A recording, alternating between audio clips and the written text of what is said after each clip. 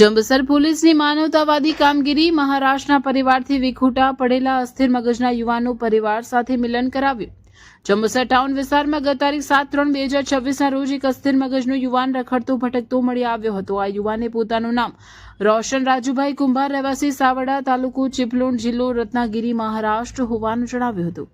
Police inspector વી.કે. ભૂતિયાના માર્ગદર્શન હેઠળ જંબુસર પોલીસની ટીમે યુવાનને વિશ્વાસમાં લઈ પૂછપરછ હાથ ધરી હતી.